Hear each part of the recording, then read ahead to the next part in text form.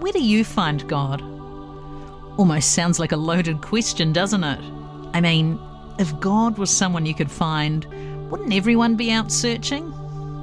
Well, rather than looking for something elusive, like a pot of gold at the end of the rainbow, I reckon it's more about learning to recognise the way God is already present to us in our everyday lives.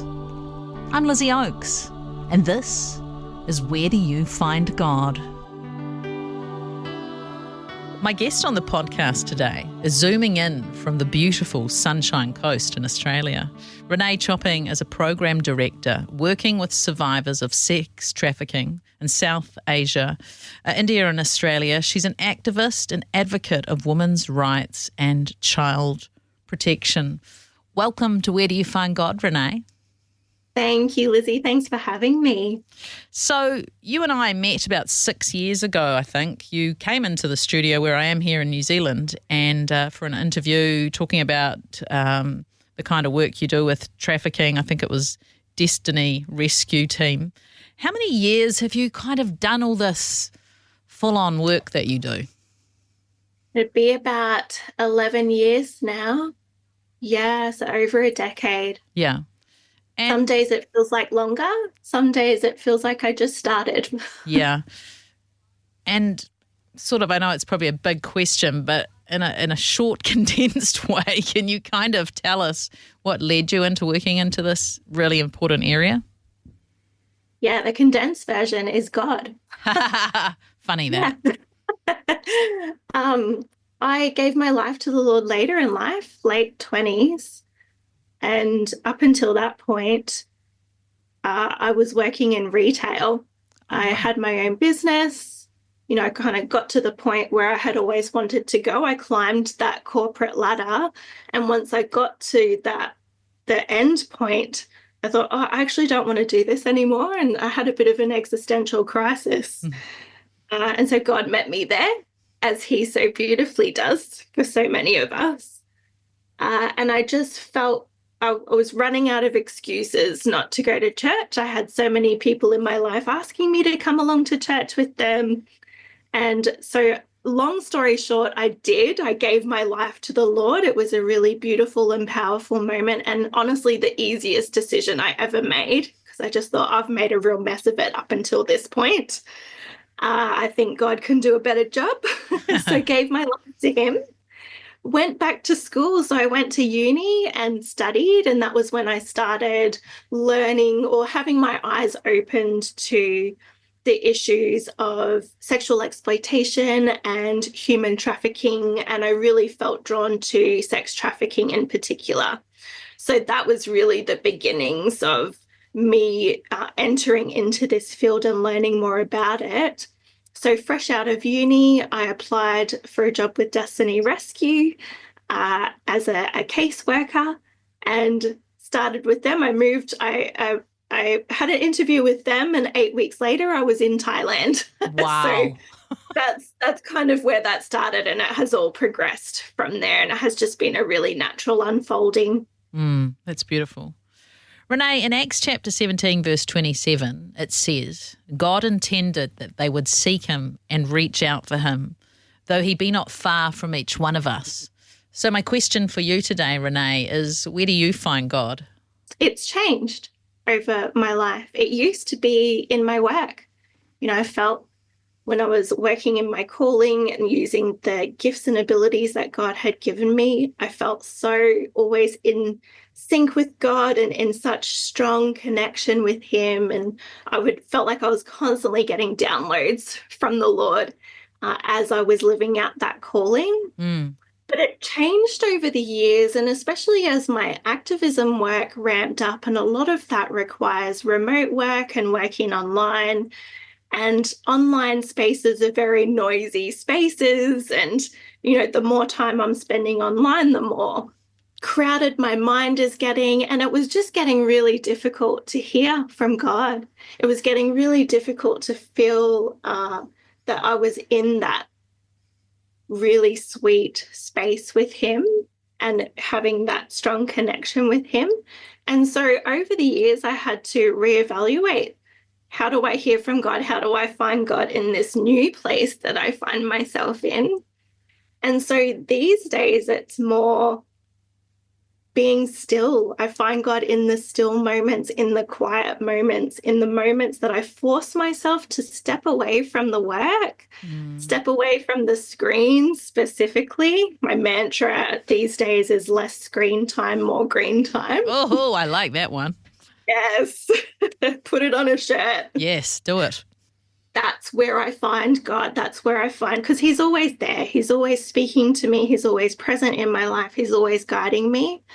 But I find these days I have to become very still and still enough to be able to hear from him and create enough space in my mind, in my head, to be able to hear his voice. That had never left. He's always speaking. Yeah. But I just got very good at not hearing him because I was just so busy doing all of the things. Doing the work. Yeah. Yeah, so being still, spending more time with friends and family, prioritizing relationships and being amongst nature, that's where I find God. Yeah. Because, I mean, all of us can be guilty of just being caught up in the busyness of life, right? I mean, it happens to us all, but I'm just, the kind of work that you deal with is quite different what I deal with and a lot of other people deal with, confronting, gritty, and I would imagine that you would really need to have a sense of knowing that God's with you on the daily, filling you up.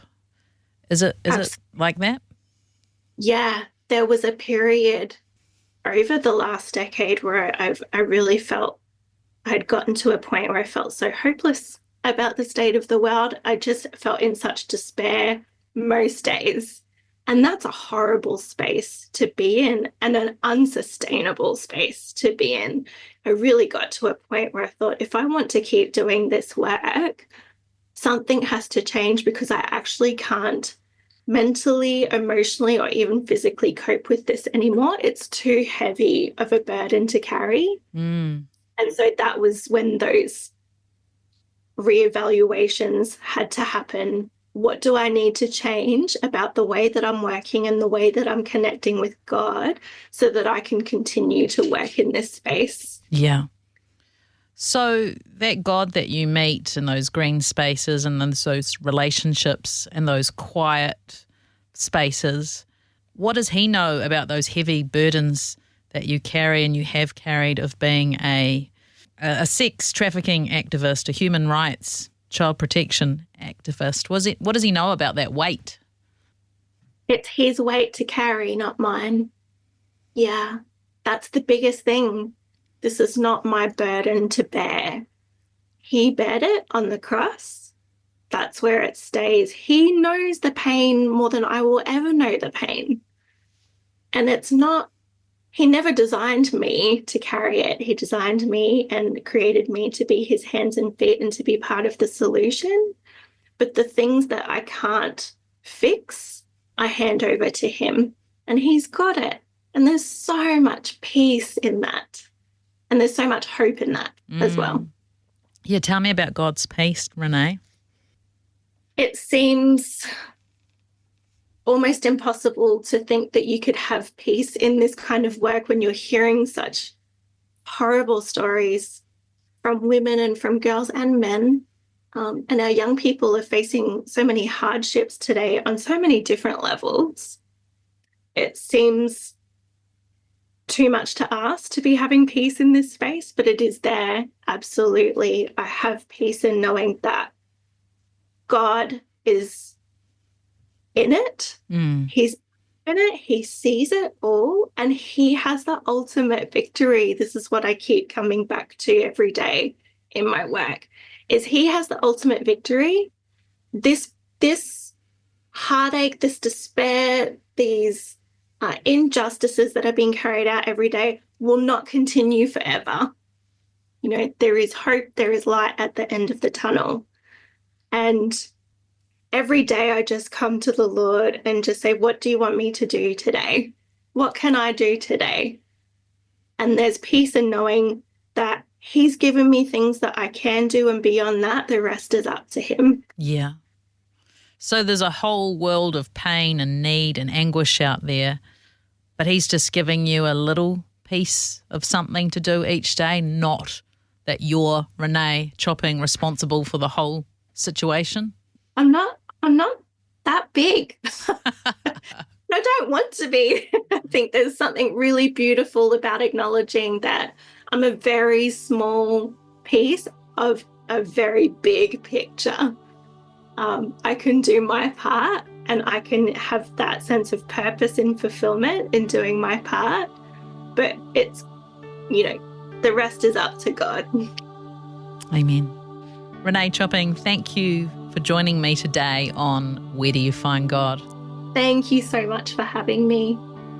If you'd like to listen again, tune in to Sanctuary on Wednesdays at 1:30 p.m. or listen and subscribe via your favourite podcast app and give us a review so other people can find us.